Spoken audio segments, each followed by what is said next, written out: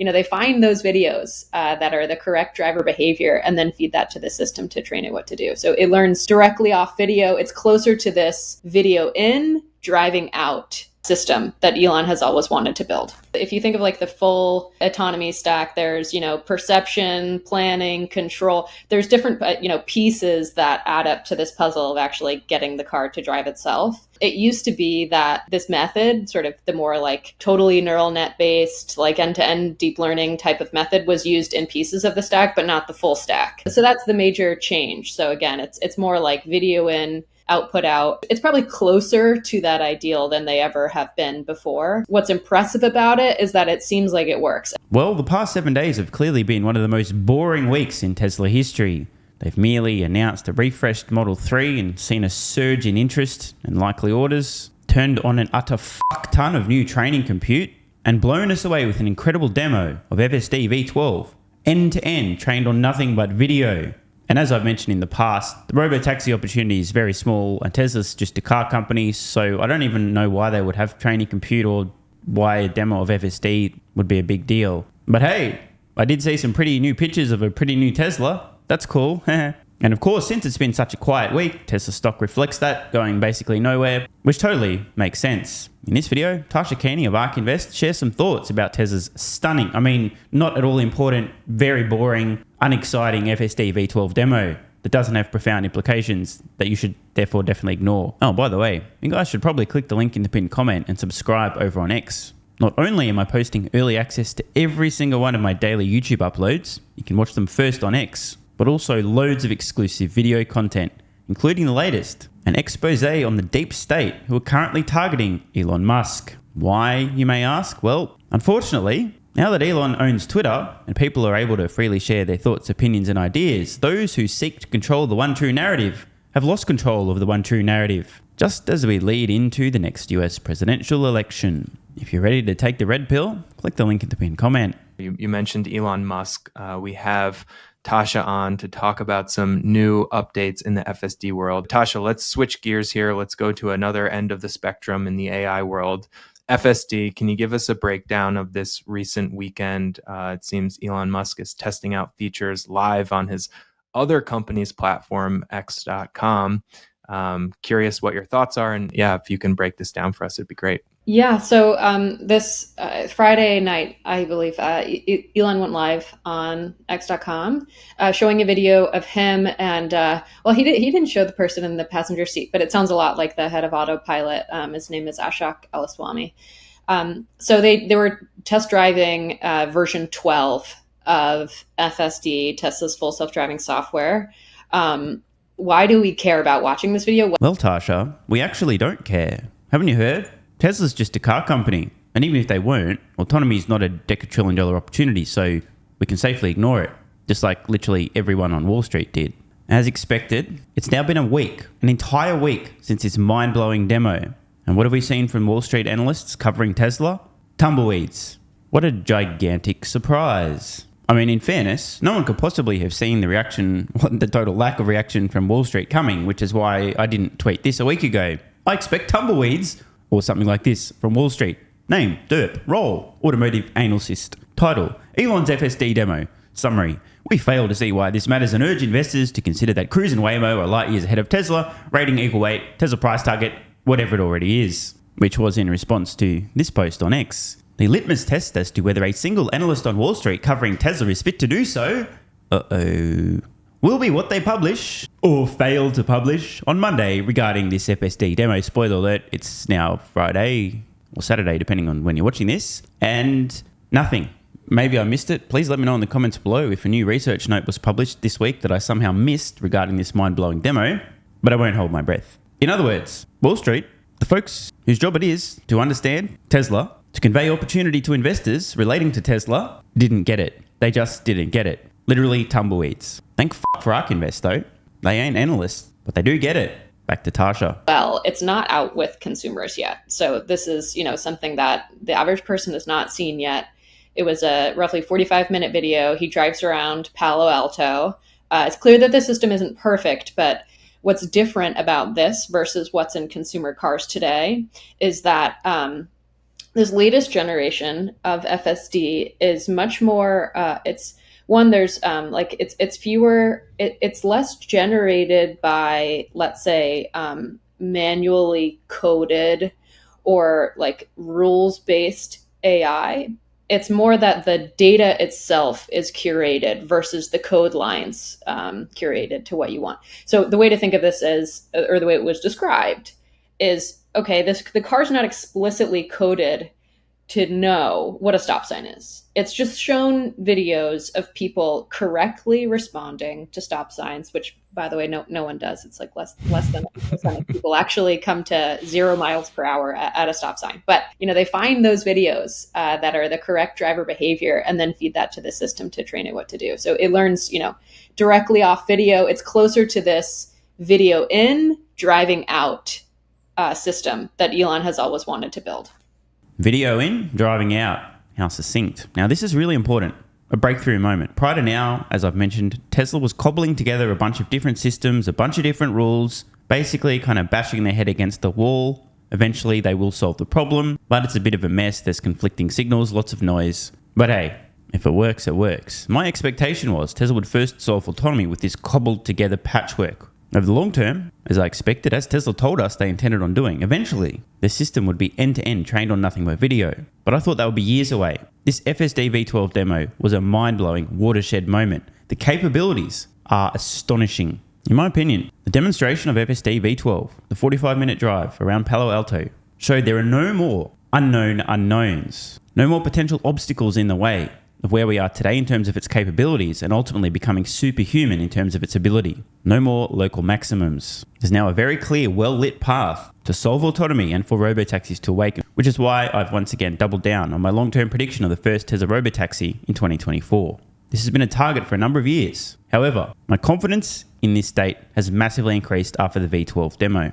Now, in my opinion, it's literally just a matter of more data in, more training, better capabilities, problem solved. Prior to then, could have been a few roadblocks, a few rewrites necessary, but now all I see is a clear, well-lit path. It's a done deal. Like I said, just a matter of more data in, more training, better capabilities. GG. And remember, a ton of new training compute has just gone online at Tesla. Convenient timing, isn't it? Yeah, I saw a few tweets, and I think it was a quote by Elon saying, "This is all neural nets, nothing but nets." Right. So can you, and is that kind of what you're hinting at here? This is not rules based. This is, as you mentioned, data in, and then you get, correct driving behavior out. Exactly. So if you think of like the full autonomy stack, there's, perception, planning, control. There's different, pieces that add up to this puzzle of actually getting the car to drive itself. It used to be that this method, sort of the more like, totally neural net based, like end-to-end deep learning type of method was used in pieces of the stack, but not the full stack. So that's the major change. So again, it's more like video in, output out. It's probably closer to that ideal than they ever have been before. And what's impressive about it is that it seems like it works. I mean, there was one intervention point, and we should probably talk about that. But in the 45-minute drive, they attempt to go to the Google Maps address of Mark Zuckerberg's house and then drive away.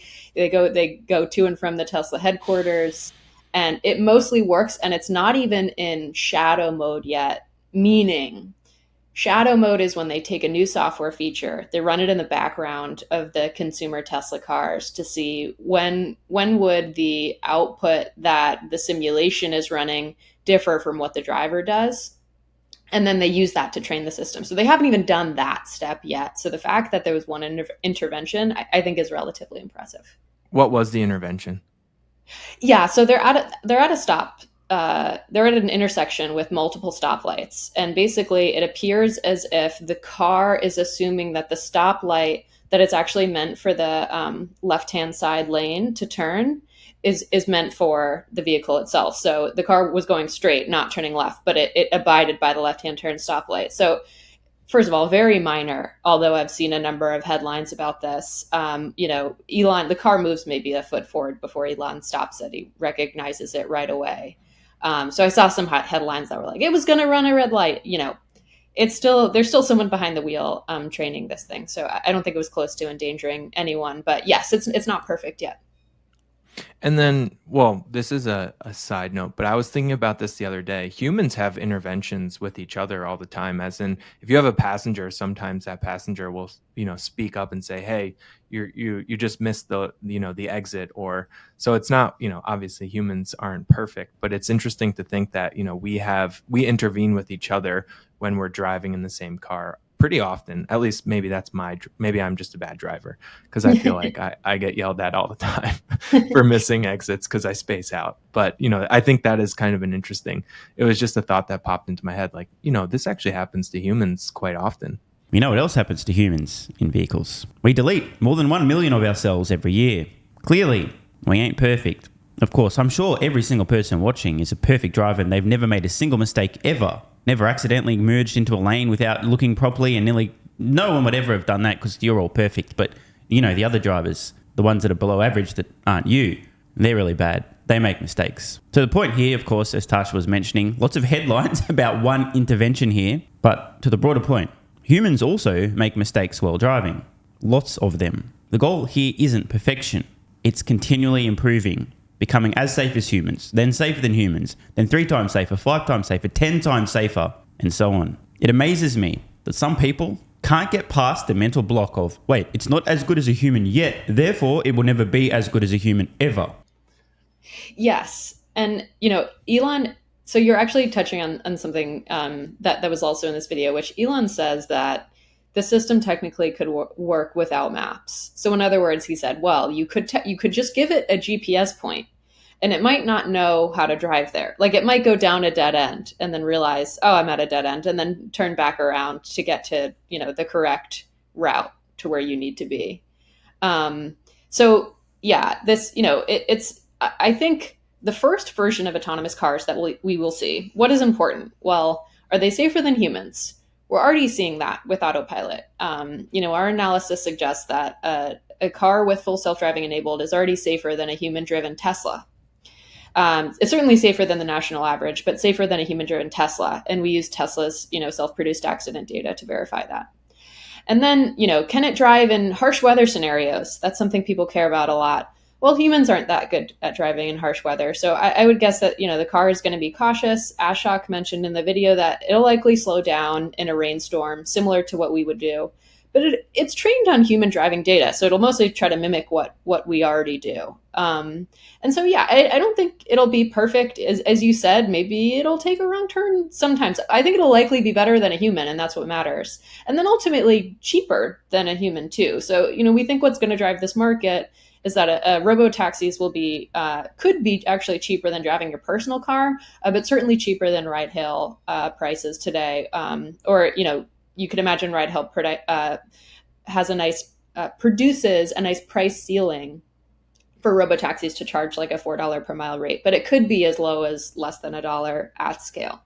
I suspect over the long term in markets like the United States and Europe, robotaxis at scale cost per mile will be well under $1. Of course, I don't know, but it is my best guess. And there's 2 sides to this equation. The higher the cost per mile, the more profitable robotaxis will be, right?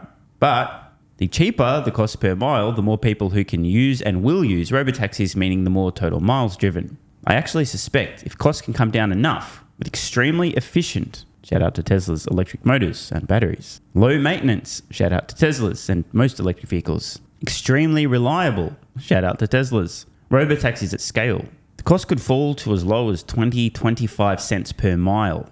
If this is the case, the number of people who can afford to and will actually use autonomous electric robotaxis on demand instead of personally owning a vehicle could be astronomical. The numbers really do get absurd. If you want to do a fun exercise, figure out how many miles per week you currently travel on average, multiply that by $1 per mile, $2 per mile, 50 cents a mile, 25 cents a mile. Compare that to the cost of actually owning a vehicle, convenience of hail on demand versus having to have a garage to park your vehicle, insurance, maintenance, and so on, or having someone else take care of that because you don't own the vehicle. I think a lot of people have this intuitive, emotional aversion to the idea of not owning their own vehicle. I can understand that. I can remember the same visceral reactions a lot of people had when online streaming of videos first happened. The same with MP3s versus CDs. Streaming music versus owning albums. The same shit. I'll never do that, bro. I want to look at the booklet of the CDs I own from the band that I like. How's your CD collection going now? Mm-hmm. And then my last question on this topic, the distinction between hardware 3 and hardware 4. I know there was some commentary from Elon about this. I think this drive was done on hardware 3. It was. And not hardware 4. And could you explain that distinction, what the hope is with hardware 4 and why this was done on hardware 3? Yeah, so I actually think it was great that it was done on hardware 3, because there's been this question of, if I have a previous generation, so these hardwares are, hardware 4 is Tesla's latest in-house produced chip. It's the compute that goes into the car itself, to be, think of it as like the brains of the autonomous car. So it's actually good to show it on the previous generation system, because that was a question. Okay, will autonomy first only work on hardware 4 vehicles? Will it work on hardware 3? If this is already running in a hardware 3 car, which you can think of as basically slightly less optimized, each incremental version of hardware that they come out with is going to be more optimized to what they think, will be the best solution to run full autonomy, right? So I think that showing that it works on a previous generation of hardware kind of gives everyone hope that, okay, yeah, when Tesla told me that my vehicle had the hardware necessary to become a robotaxi, it looks like seemingly that was true, assuming that they saw full autonomy, which we think that they will. So I think that's good. And we know that to really get into the weeds, that Tesla's moving more towards using things like diffusion models, which I've heard will work better on next generation hardware, but also be better to backwards integrate on hardware 3 because of the the memory and compute power that it has. So all in all, I think that might have been kind of a sigh of relief to people watching. Yeah, very exciting. Very exciting. I'm sad that Mark Zuckerberg wasn't home. Maybe we would have got a sneak peek of their upcoming fight. I know. Yeah, we're all waiting. Yeah, it looked. They took it off of Google Maps, so probably wasn't his house, but it's clearly on his mind. On a side note, it's been pretty hilarious seeing some of the reactions to people strongly opposing Elon Musk and Mark Zuckerberg fighting. Whether or not this fight actually happens, what the rules are, and so on, who knows? However, I do just want to point out, for those of you who haven't realised, this is incredible free press. Everyone was and continues to talk about this potential fight. How much did it cost Elon Musk in advertising? $0. How much attention has it brought to Tesla? A lot. The saying, there's no such thing as bad publicity. And to bring things full circle, as I predicted a week ago, from Wall Street regarding this mind-blowing FSD v12 demo, nothing but tumbleweeds. What a shock. It's almost as if the folks covering Tesla stock on Wall Street don't actually understand Tesla the company. But that's okay. I do want to once again put this on the record, however. At some point, the penny is going to drop. I don't know when. But sometime between now and Tesla printing stupid amounts of money via robotaxi revenue, the penny will drop. And when the penny drops, something else probably, equal and opposite reaction, if you know what I mean. I'm not going to say more than that. I, for one, am still buying with every spare cent. And between you and I really wish I had more spare cents to buy. In the 15-ish years that I've been paying attention to opportunities in terms of investing, I have never seen anything even close to the potential of what Tesla is on the cusp of unlocking. Now, I could be wrong, but if I'm not, this may be a once-in-a-generation opportunity, and I plan on taking full advantage of it. And if you're still watching, congratulations, you're about to receive a bonus. I'd like to expand a little bit on this point and this gigantic fucking opportunity that no one seems to be understanding. Tesla Giga Mexico is scheduled to start vehicle production by Q1 2025. Giga Mexico is expected to make Tesla's $25,000 compact vehicle. So, can you do the math? 2025, Giga Mexico, first production of Tesla's extremely economical vehicle, specifically designed to be a robotaxi. These things will be flooding roads thereafter. It's late 2023 now. Tesla's just blown open the fucking doors, removed all the roadblocks to solving autonomy, just turned on a fuck ton of compute. Yeah, I'm sure it's nothing. Oh, and by the way, I just kind of have to do this because, it's true. When I first published my Tesla valuation model in 2021, before it was announced, I had Giga Mexico construction in 2024 and production in 2025. And if any of you guys or girls want to go fact check me, please do it. If you have the very first version of the valuation model I published back in 2021, go have a look at cell A6 and E6 in the production estimates tabs. By the way, in all seriousness, I'm actually not that good. Obvious things are obvious. I mean, it's impossible to guess perfectly, but it's pretty obvious this was going to happen. And by the way, the next two factories, the timing on those are also, in my opinion, extremely obvious, which you'll also find in the valuation model. By the way, if you don't have access to the valuation model and you'd like a peek at the latest version, head over to Patreon and join at the investor level and above. But back to the point. Giga Mexico is, in essence, Tesla's Robotaxi factory. Now, that's not to say existing Teslas won't act as Robotaxis. It is just to say that this next generation vehicle, while I do expect it will be sold to consumers as well, is in essence ground up engineered to be the Robotaxi. It's going to have an extremely energy efficient electric motor, low mass, likely designed initially with a steering wheel, but also with a variation that doesn't even have a steering wheel. And I strongly believe that Tesla is going to be trying to produce as many of these fuckers as they possibly can. Seriously, the first stage of this factory, I don't know exactly how many vehicles, but I think the Tesla's aim is going to go from 0 to 1 million plus vehicles per year at an annualized rate of production at Giga Mexico as fast as they possibly can. And that won't be the end of it. That will just be the first step. Don't say I didn't warn you. Athletic Greens AG1 has given me a massive, meaningful boost in energy, allowing me to do a lot more every day, including using my brain more and using my body more. I highly recommend you guys and girls check it out. Athletic Greens AG1 is an excellent way to fill in nutritional gaps. It's got 75 high-quality vitamins, minerals, and whole food source nutrients, plus prebiotics and probiotics and digestive enzymes and adaptogens to help you deal with stress. Plus, if you click the link in the pinned comment or head to drinkag1.com/SMR, you can get yourself a 1-year free supply of vitamin D3 and K2. But don't take my word for it. Here's what some of you guys and girls have to say. AG1 has changed my life. I was, as you described, treating myself like a circus, ate like trash, rarely exercised, used alcohol as a stress crutch, cannabis also. AG1 is what gave me the kick in the ass, got me back to the gym, motivated me to do more for myself, family, my business, etc. Keep doing what you do.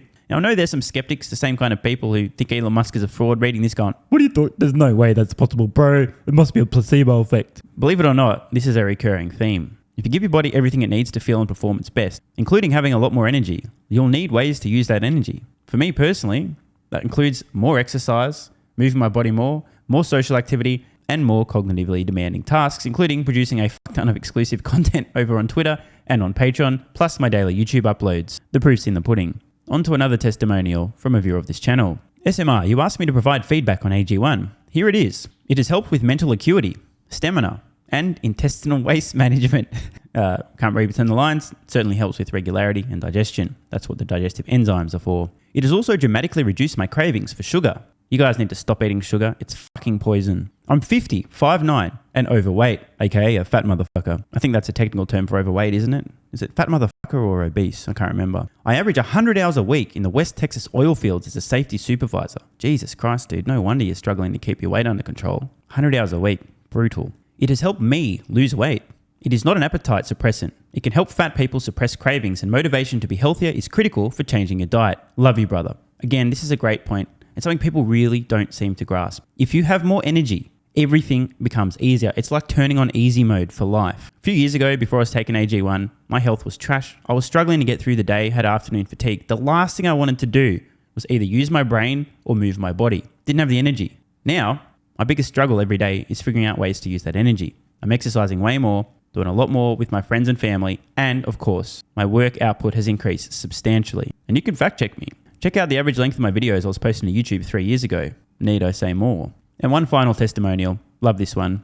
Okay, here's the deal for me with this AG1 shit. I'm 41 years old and not the type to eat, drink, smoke, or sleep healthy, so I was skeptical. That being said, here's what I experienced. Day 1, meh. Day 2, afternoon fatigue was about 45 minutes late. Day 3, 0 afternoon fatigue. Day 4, 0 afternoon fatigue plus extra energy. Day 5, again, 0 afternoon fatigue plus energy, wondering, what the fuck, really? See, this is the thing, right? The results for many people are just almost too good to be true. This is the same experience I had. My afternoon fatigue just vanished out of nowhere. I'm like, wait, what the fuck? Why am I not tired in the afternoons anymore? Surely, it's not that AG1 shit, is it? Turns out it was. Day 6 and 7, same thing. Day 8, same thing. Plus, I had the want to get things done around the house that I normally would slack off and not get done. Again, the point, extra energy, you'll need to use it, you'll find ways to use it. Day 9, 10, and 11, and today is day 12. I fucking love it. So however you managed to get me to buy it, I'm so glad you did. Thank you so much, SMR. It really changed me so far. Guys, this shit really works. Just try it. By the way, This is the reason I continue to relentlessly promote AG1. A lot of people get real fucking mad in the comments. Oh my God, snake oil salmon sold out. Oh my God, he's a scammer. This is fraud. But constantly, I'm pretty sure everyone making these comments is also currently short Tesla stock. I'm not particularly concerned about people having a negative perception, those folks suffering from small brain syndrome, still living in my bum's basement syndrome, etc., writing mean comments, claiming AG1's a scam or it doesn't work. I mean, bro, when I get feedback like this is what keeps me going. And remember, there is a 90-day money-back guarantee. There's nothing to lose here. Just try this stuff for a month, and if you don't get these results, get your money back. See, it's a literal no-brainer. It's an IQ test at this point in time. Testimonial after testimonial after testimonial like this. Get your money back if it doesn't work. Just try it for a month, and if it doesn't work, get your money back. Today's the day. It's finally time. Be like this guy who was a massive skeptic, but finally, after 1,000 promotions in a row, caved in, tried AG1, and has results like this. Head to drinkag1.com/SMR or click the link at the pinned comment, and please, let me know how you're feeling in a few weeks' time. Now, if you'll excuse me, time to put my extra energy to good use. I'll be recording some more exclusive content for Patreon and my Twitter subscribers. So click the links at the pinned comment, see you over on Twitter and or Patreon, and don't forget to grab your AG1. Love ya.